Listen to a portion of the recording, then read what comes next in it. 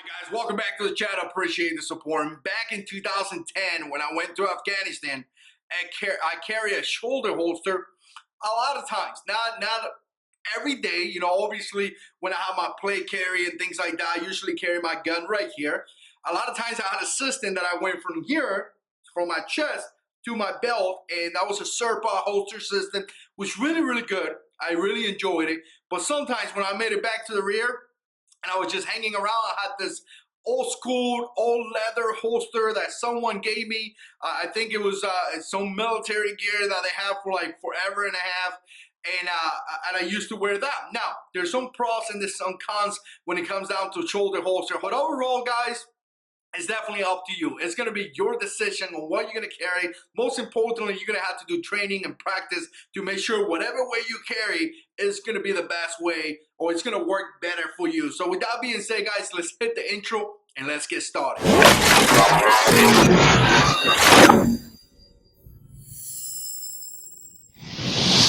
All right, so obviously this is not going to be a review or any shoulder holsters. This is just going to be my opinions. And the first thing that I'm going to tell you when it comes down to that type of carry is that it's really comfortable. It really is. I mean, very simple. You put it around your shoulders and it's really comfortable to carry. In fact, the one that I had, it was two different systems. It was around your arms right here, underneath your pit kind of thing, or it was another way where you could undo it and put it across.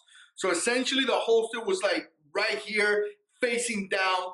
And that's one of the things that I'm going to tell you that I hate, really hate about shoulder holsters. And I will not never wear something like that. I don't like it when it's here and it's facing back towards people. So essentially you're flagging somebody in the back, you're flagging your kids or something like that. Obviously, those holsters are protected, the trigger's protected, and the possibility you shooting around is probably not there.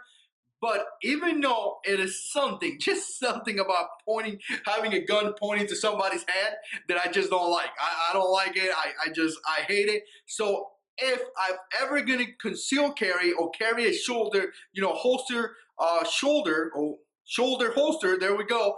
I will have one of the ones that are facing down, which is the one that I had. Once again, it's facing to the ground and not facing back, pointing to somebody's head. I used to go to eat or something like that. And a lot of times officers in the Marine Corps carry those holsters, and I'll be standing in the line and I have a 9mm Beretta pointing at my head. I just didn't like it. Well, obviously, guys, it's very simple to carry. I mean, that's just a pro that I would give it. Very simple to carry, easy to conceal. Obviously, if you have it underneath a jacket or something like that, it can conceal very well. You won't have any issues on printing or anything like that. Unless you're wearing something really tight, you won't have those issues. So it carries well, it conceals well. Now, another thing is that the fact that, again, once again, you have a shoulder rig, it may allow you to carry a bigger gun. A lot of times guys carry a smaller gun just for the simple fact that they don't want to print or it's too heavy to carry. I think with a shoulder carry, it's totally different. I mean, I was carrying a Beretta M9 like it was cool, never got in the way, never got too heavy. It was just simple to carry. The other aspect is going to be the fact that in the other side, typically you have something to carry magazines. Now, nowadays they have so many holsters out there. Some of those holsters may give you the ability to carry a mag, may also give you the ability to carry a knife, a flashlight, and things like that. So just look in the market. There's a lot of custom work out there, and some of those holsters may allow you to carry a full-size handgun, and once again, maybe a knife, an extra mag, and a flashlight. That's definitely very cool. Now, obviously, there's always going to be bad things, right? And the first thing that I told you, I hate having a gun pointing to somebody's head, so I would never do that. The other thing is that may be kind of slow to draw. So once again, you have a holster with a jacket like this. I mean, imagine trying to draw your pistol. You have to like reach down and try to get it out. Maybe if you have a regular jacket, you will have to like open it up, reach in there. The thing about holsters, shoulder holsters, that a lot of times they move as you walk, they're moving. So again, you don't have that consistent, like back here, I could just bring my hand down, boom, I know my gun is there. So you may not have that consistent. Other than drawing may be slow, reloading is going to be slow too, because once again, you have magazines hanging on this side. So once again, once you take that gun trying to reload or take the magazine out, may be an issue. Obviously, some of the holsters out there may have one of those snap-in kind of thing, so you have to unsnap it, take the mag out. I mean, it could potentially delay you a ton drawing and reloading. Compared to inside the waistband or outside the waistband, that's definitely something that you got to keep in mind. Now, another issue that I had, guys, was with the heat. You know, Afghanistan, 140 degrees or 120, something ridiculous.